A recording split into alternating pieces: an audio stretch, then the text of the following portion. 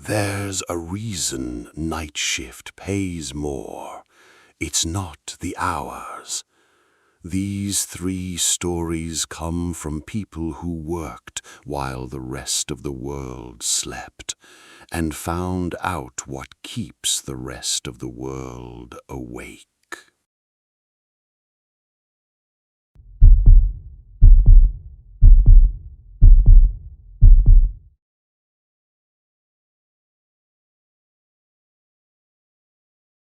For 2 years I worked the graveyard shift at a gas station off Route 9, the kind of place that only stays open all night because it's the last fuel for 40 miles.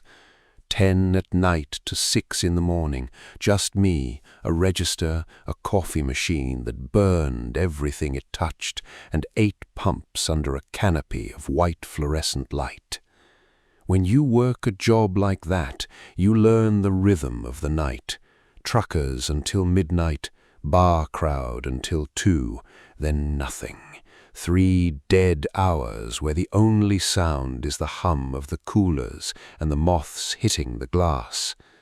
The car showed up on a Tuesday in October, an older sedan, dark green or maybe brown, hard to tell under those lights, parked at Pump 4 at exactly 2:51 in the morning.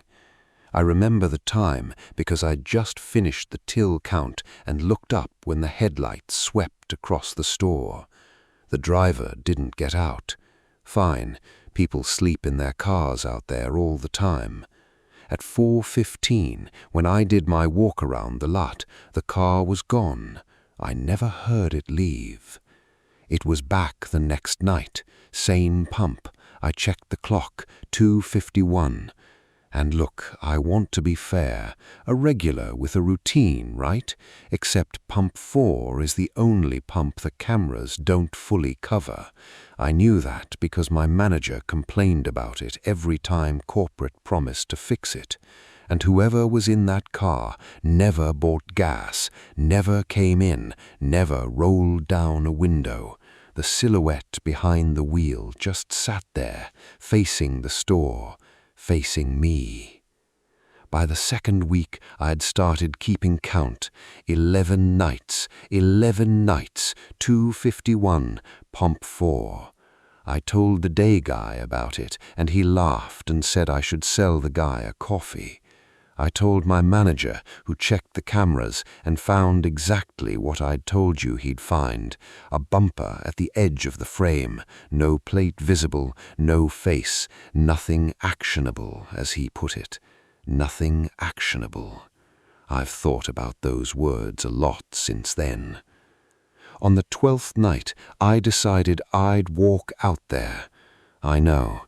But you have to understand what 3 a.m. does to your judgment.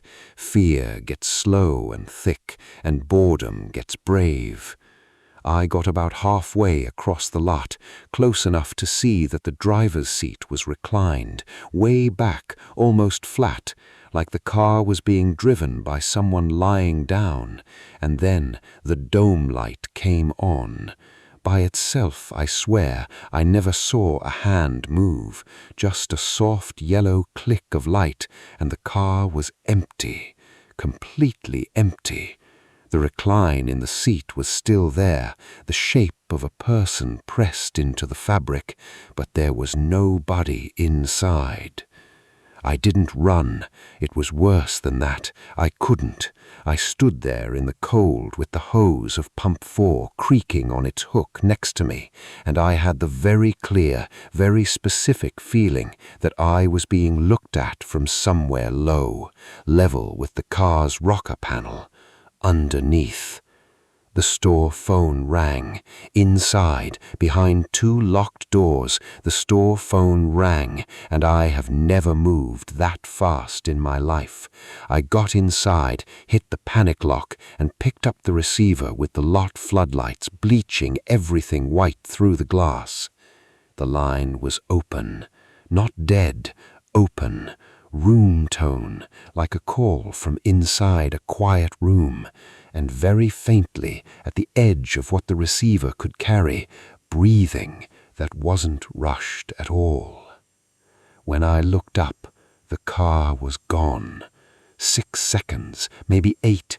Pump 4 sat empty, and the receipt printer at the register chose that exact moment to feed out 1 blank inch of paper, the way it does after a transaction, except there was no transaction.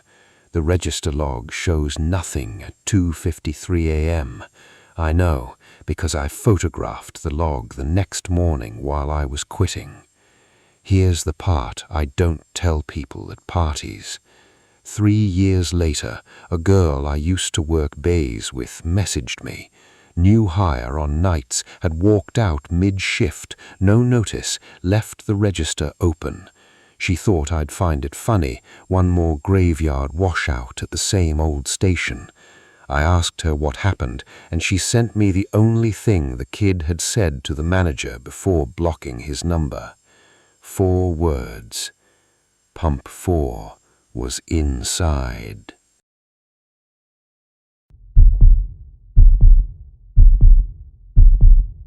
Before I tell this one, you should know how a care home sounds at night, because that sound is the whole reason I didn't figure things out sooner.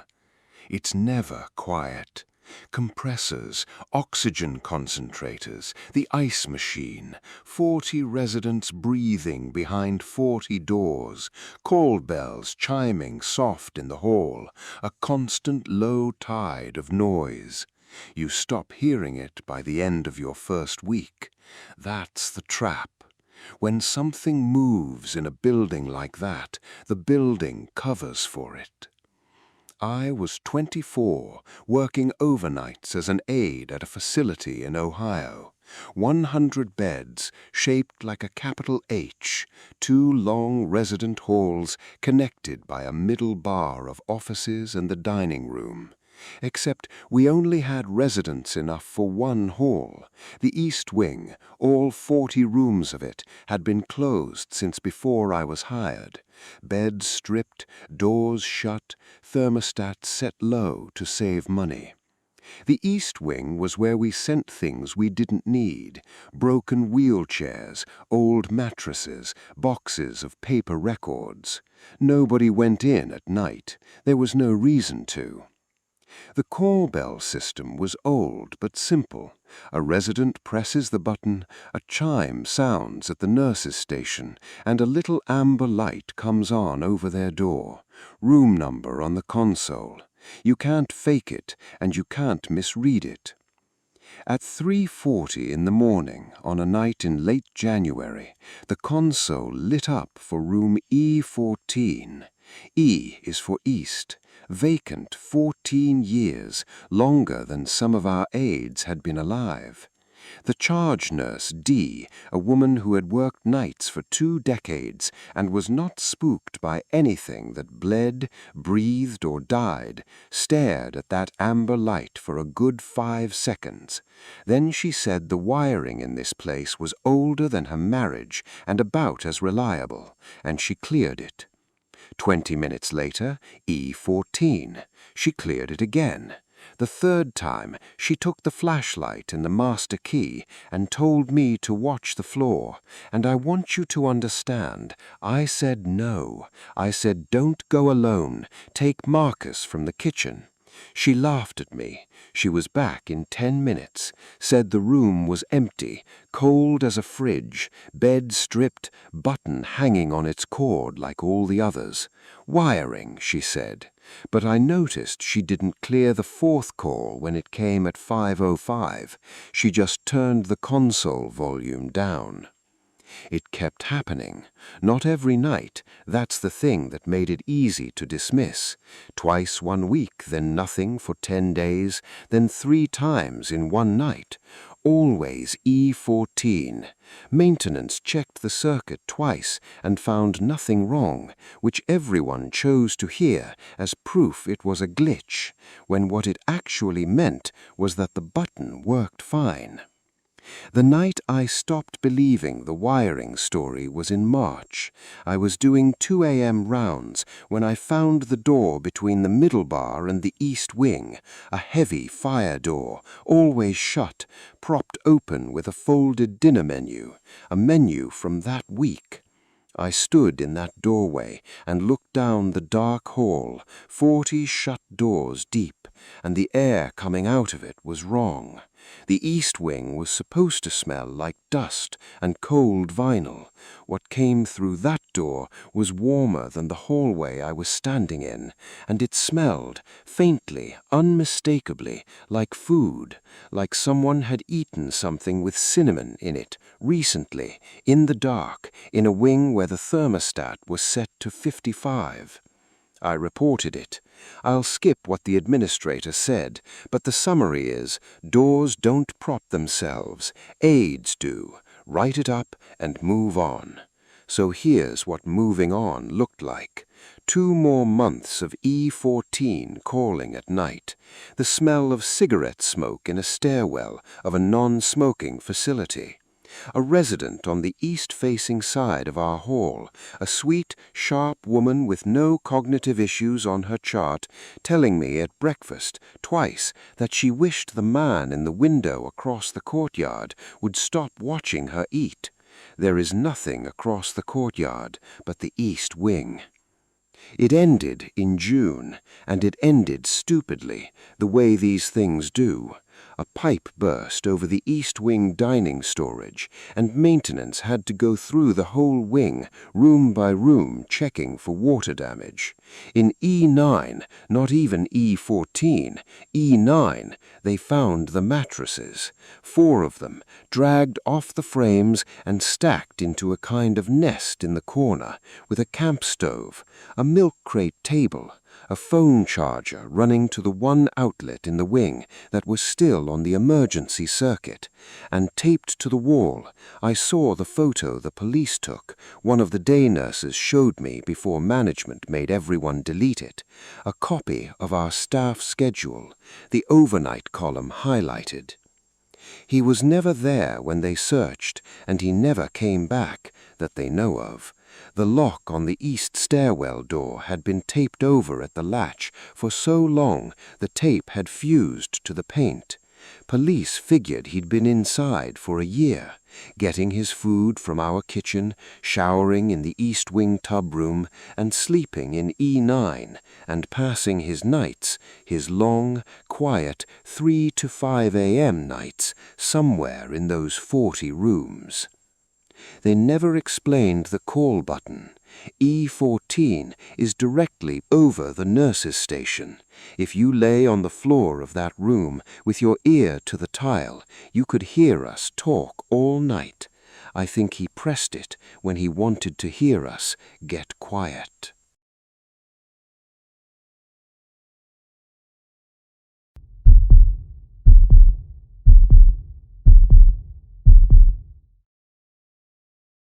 Night bus, Route 12, the last run, 11:40 out of downtown, end of the line at the park and ride by the quarry at 12:35. I drove it for 3 years, and for 2 of those years it was the most peaceful job I've ever had. You get the drunks and the dishwashers and the hospital shift changers, and by the last third of the route you're usually alone. Just you and a 50-foot vehicle full of empty seats and that green dashboard glow. Drivers count passengers, not consciously. The fare box does it officially, but you feel the weight of the bus. You catch the mirror at every stop, you know. And the first time it happened, that's all it was, a feeling that the count was off. I'd watched my last passenger, an old man with a lunch cooler, step down at Concord Street. The mirror showed an empty bus, but pulling away, the rear axle sat heavy, the way it does with somebody over it, and in the long dark stretch past the quarry, the mirror showed, and I'm careful with this because I've had 3 years to talk myself out of it, a head above the second-to-last seat on the right, silhouetted against the emergency exit glass, not moving. At the park and ride, I turned on the interior lights, walked the aisle, checked the seats and the floor. Empty. Wrote it off.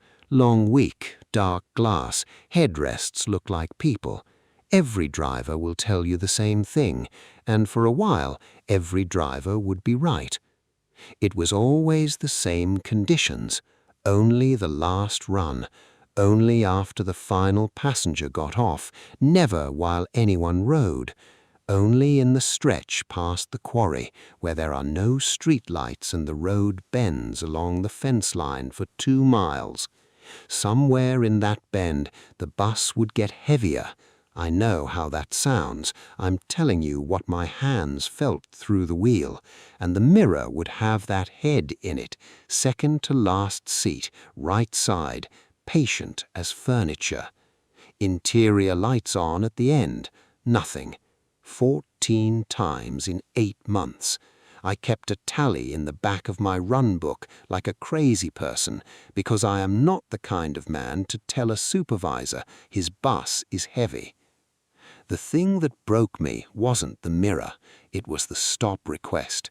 In March, in the Quarry Bend, at 12:26 in the morning, with an empty bus, the bell rang. That soft electronic ding, the stop requested sign lighting up red over the windshield, a sound that can only happen when someone pulls the cord that runs along the windows. I did not stop. I am not ashamed to say I did the next 2 miles well over the limit, and when I finally walked the aisle under full lights at the park and ride, the cord was still swinging, just slightly, just at the second to last window on the right. I finally cracked and mentioned it, carefully, jokingly, in the break room, and the room did something I'll never forget. It went quiet in a specific, practiced way, a way that meant not again, and also not out loud. Finally, an older driver named Reyes, 26 years on nights, asked me one question. Right side, seat before the back. And when I nodded, he nodded back, like I'd confirmed the time, and told me to come look at something in dispatch. The Route 12 logbook goes back decades, incident reports, defect write-ups, the boring paper spine of a bus route. Reyes didn't say a word. He just pulled 4 binders and opened each one to a page he seemed to know by heart. 2019, passenger count discrepancy, last run, no passenger found. 2011, stop cord malfunction, quarry section, cord tested fine. 2004, driver reports rider missed at Concord, bus searched at the terminal, empty. 1998, handwritten, the ink gone brown. Advise night drivers re-quarry stretch, rear right, do not stop between Concord and terminal. 4 different decades, 4 different drivers, same seat. I asked Reyes what happened if you did stop.